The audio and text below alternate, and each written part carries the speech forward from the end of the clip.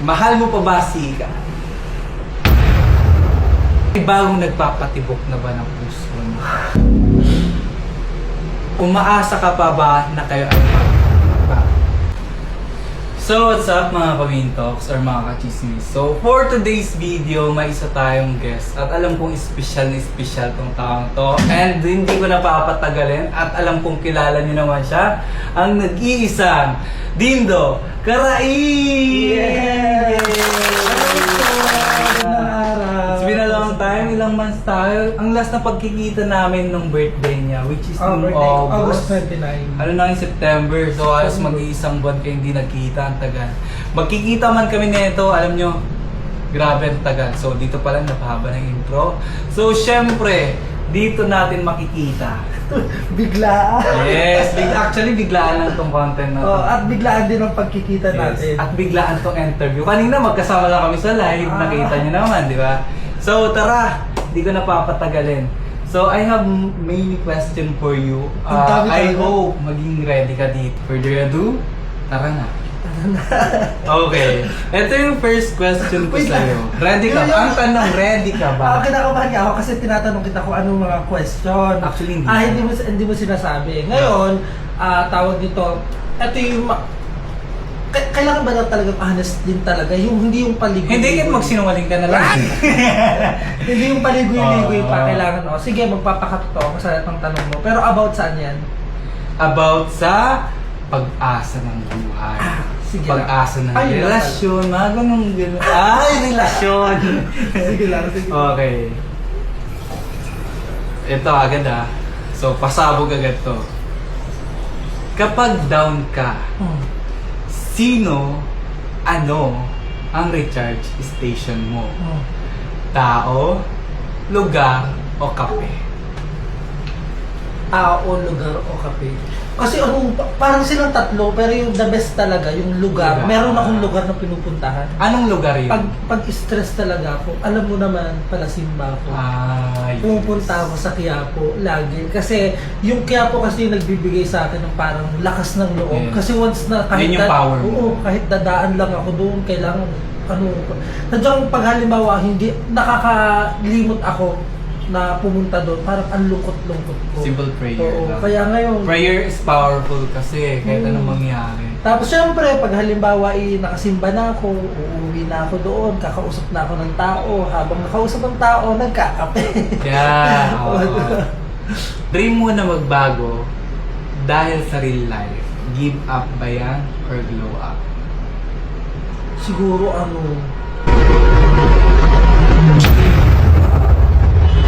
Give up or what? Bakit? kasi parang napapagod na ako. Hindi. Parang napapagod na ako. Hindi. Yun yung katotohanan. Parang napapagod na ako. Parang lagi ko na lang sinasabi na hanggang kailan. Yan, naiiyak na agad ako. Pero Yeah. pero parang promise, sa iniisip ko talaga, alam kong minsan sinasabi ko mali yung iniisip ko. Pero kung ano yung nasa sa isip ko, yun yung sasabihin ko. Kasi yun yung nararamdaman ko. Parang nakakapagod. Isang araw nga, pag-isip ko, wala na akong isipin na kaya parang gusto ko give up. Ayaw ko na. Pagod na pagod.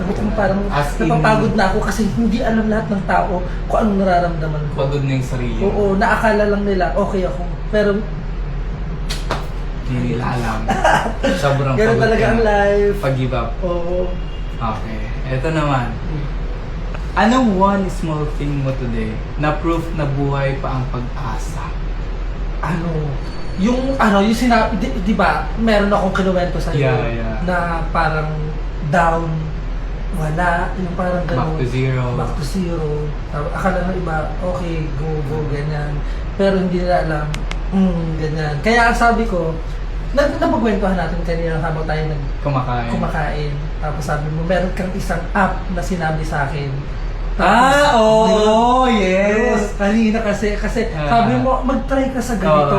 Kasi meron ka namang views, meron namang susupport sa'yo. So, itry mo lang to. Tapos after natin kumain, pagkatapos namin kumain, tumayo na kami. Tumugtog bigla. ito yung tugtog. Tila ko'y nakalutang na sa langit. Yun yung application na yun.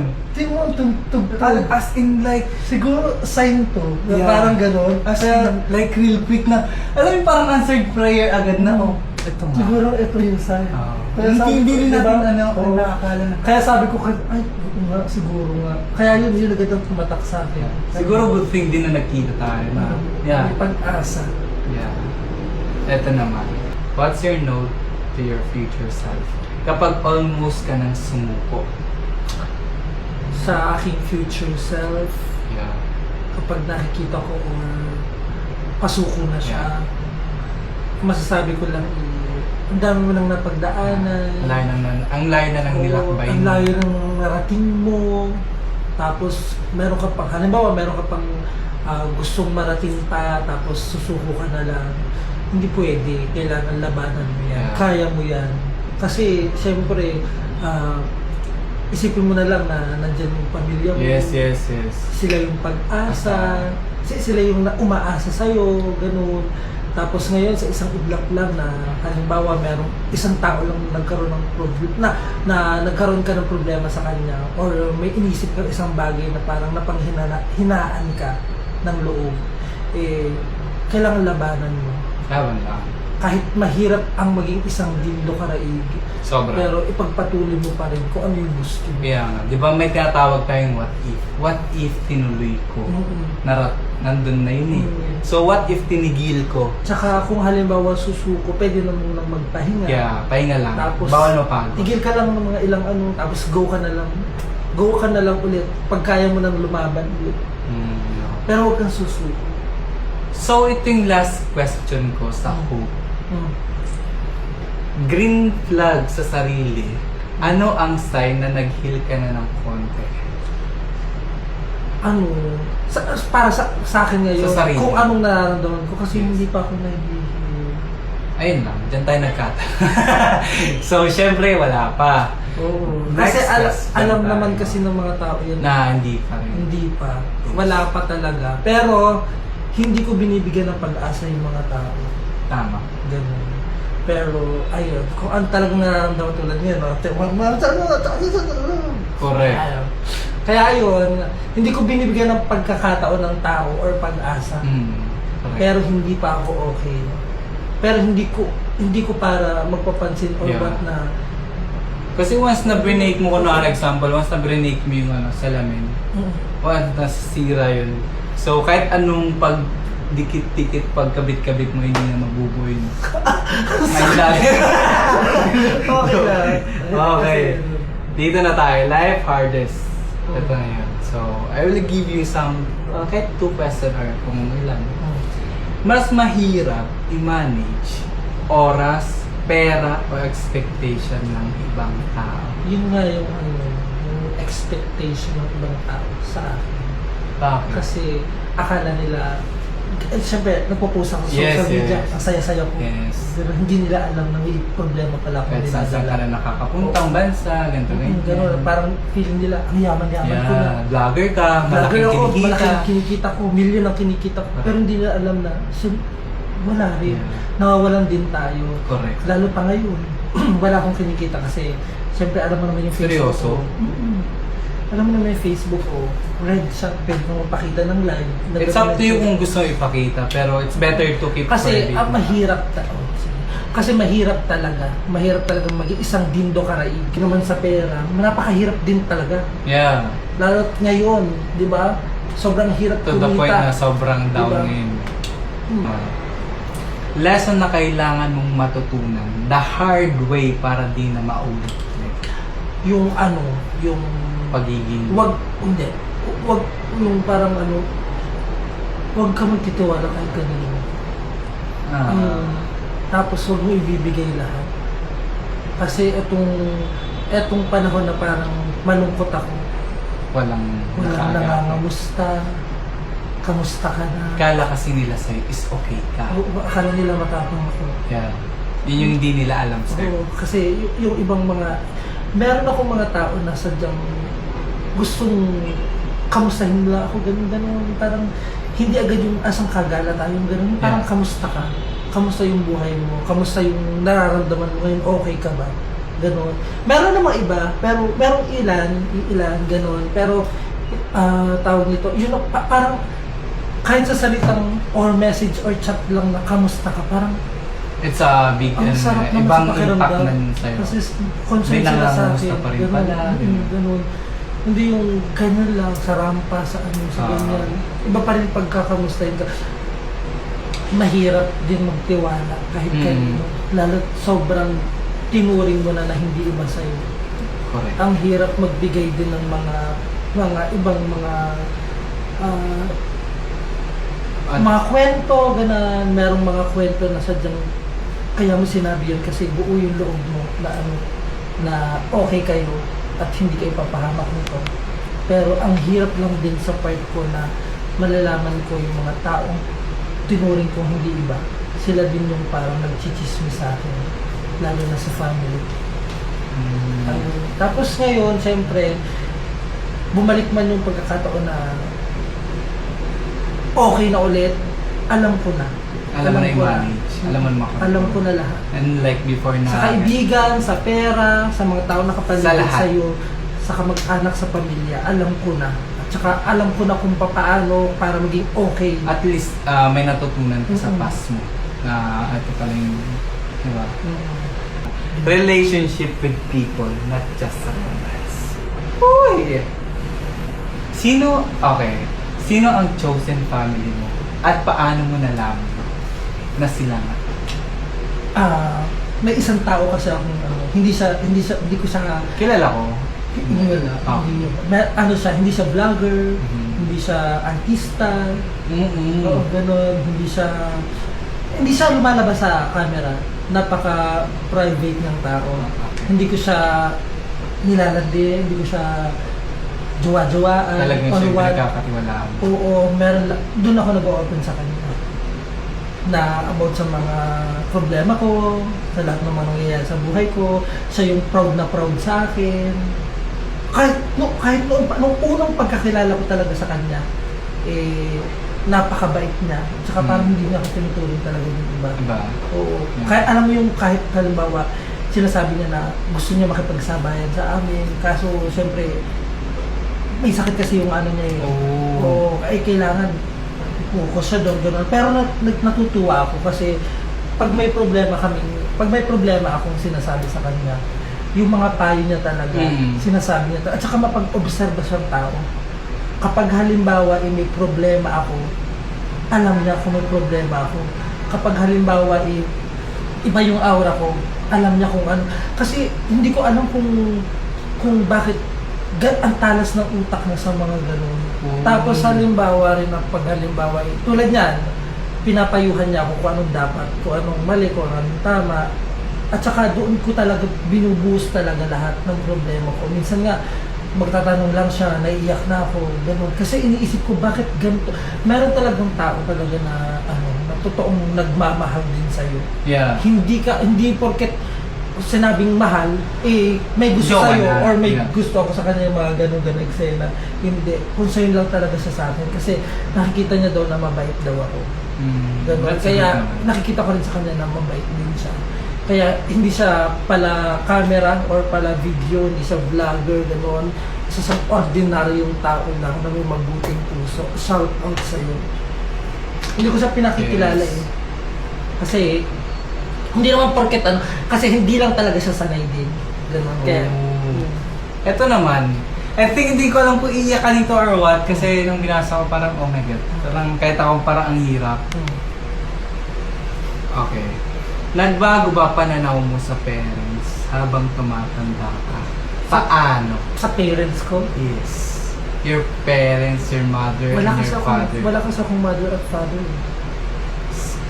Habang tumatanda ako, oh my God, naiiyak ako. I think, yeah, kasi na-question ko na to guys nung nasa Taiwan kami. Kasi tawag nito, sa nanay ko, wala akong problema. Sobrang wala akong problema.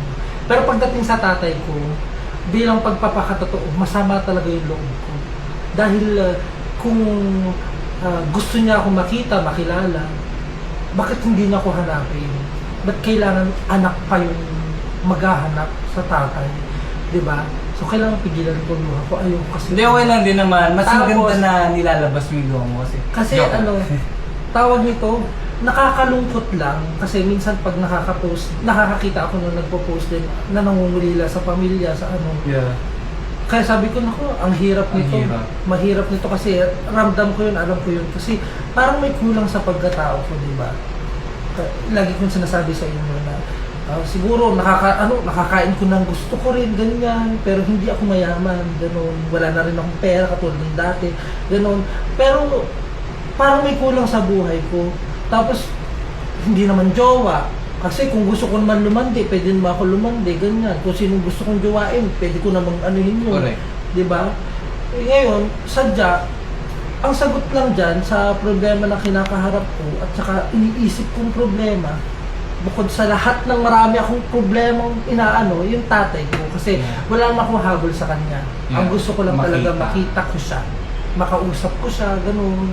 Tapos alam mo, may pagkakataon na hinahanap ko siya sa cellphone, sa Facebook. Nakita. Merong mga nagpanggap, merong sabi patay na, merong minakontak ko dati pero ngayon wala nang contact.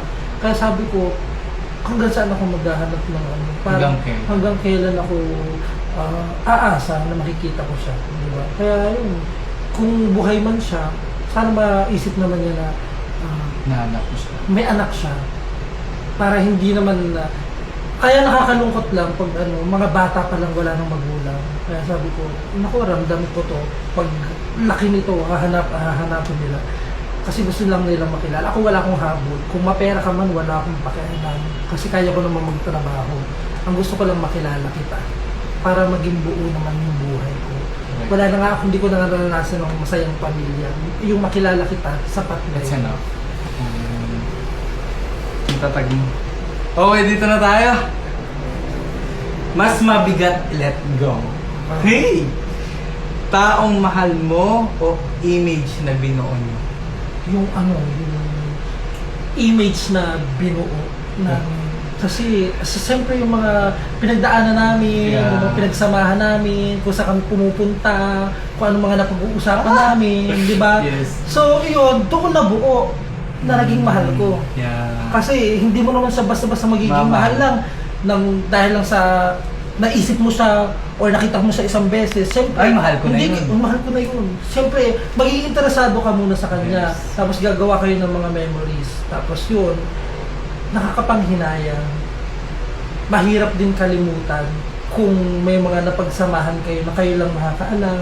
Ganun. Correct. May mga napag-uusapan kayo na kayo lang nakakaalam. May mga nagawa kayo na hindi mo akalain na parang, ay, mahal ko na siya. Yung parang biglang ganun. yung instinct Kaya, parang napapal na ako. ayun, ganun. Mapapaisip ka na lang, bakit ka na-fall? Ganun. Bakit? Ang Di ba hirap. ganito lang content lang pero bakit dumating sa dumating sa parang in love na ako sa Ayun. Hindi, mahirap lang talaga kahit sino lang talaga. Sobrang hirap. Kaya yun. Kaya, pero sa ngayon, ngayon mismong, anong araw ngayon? Ngayon mismo talaga, 29 ba ngayon? Tama ba? Hindi ko alam. Wait lang, check. 29 ngayon. Kung may babalik, go. Kung wala, tanggap ko. Yeah, Diba? accept na. Oo. Okay. Kapag success mo na, trigger ang iba, paano ka nananatiling kanina? Hindi ko naman masasabi na hindi ko sila pinapansin. Ako talaga, nasasaktan talaga ako. Pag halimbawa, tulad na lang, meron kasi ibang mga tao na hindi talaga masaya. Lalo Yes. na pag halimbawa, nakikita nila na masaya ka, may mga natatanggap ka or nakukuha mo or naabot mo mga pinapangarap mo lang noon. Ngayon, siguro ang ginagawa ko na lang, lagi pinagpapasadyos ko na lang sila. Pinagpapasadyos ko na lang kasi iniisip ko na lang na siguro maswerte lang din ako. At sila, nag-iisip sila na parang galit na galit sila sa akin, naisip nila na parang hindi sila masaya na hindi ka pwede magtagumpay. Naisip na lang siguro. Hinihila ka pa ba? Oo, parang hindi sila happy sa hindi sila success masaya. mo. Kaya, ang iniisip ko na lang na siguro dahil umaasa lang sila, ganun, umaasa lang sila sa iba, hindi nila kaya magtrabaho, yung ganun. O yung iba naman, medyo may kakayanan, kaya ang gusto na lang nila, parang takot na takot silang mapantayan, o yung iba, mapera na, kaya ang tingin lang sa'yo, mababa lang. Parang ganun. Kahit anong success Nagpapasa mo. Diyos ko na lang sila. Kaya, huwag kayong mag-alala, pagpapatuloy ko pa rin. Yeah. Pagpapatuloy ko pa rin talaga. Promise. So yun guys, maraming salamat, Mr. Lindo Carey. Oo, Jay, alam mo, So- Jay, tawag nito. Ako talaga, ang nararamdaman ko talaga ngayon, hindi talaga ako okay kasi ang dami kong problema ngayon. Di ba, Jay? Yeah.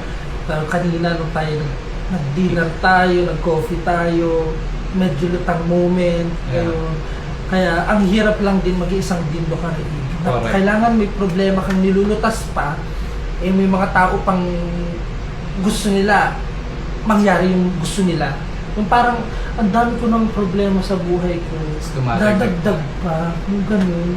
Kaya ang hirap ng sitwasyon ko ngayon. Promise. Kaya kung nakikita man lang nila ako na pag-gala-gala or what, wala, kagustuhan ko yun. Pampatanggal lang yung stress. Oo, anong maburo ako. Kaya mo, wala akong kasama sa bahay ko. Kaya kailangan gala ako, gala. Ganun. Kaya ngayon, hindi ako okay. Okay, kasi may mga problema ko na parang sarili ko lang. Na walang, kahit nga family ko, hindi ko nailaan. Yeah. Sisimba-simba na lang ako. Ganun. Yun yung totoo. Kasi yun lang yung lakas ko sa kaya ako. Yeah. So yun, maraming salamat. Thank you so Tinigyan mo ako much. ng oras mo. Grabe. Grabe ang tagal. So yun lang guys. Maraming salamat po sa inyong lahat.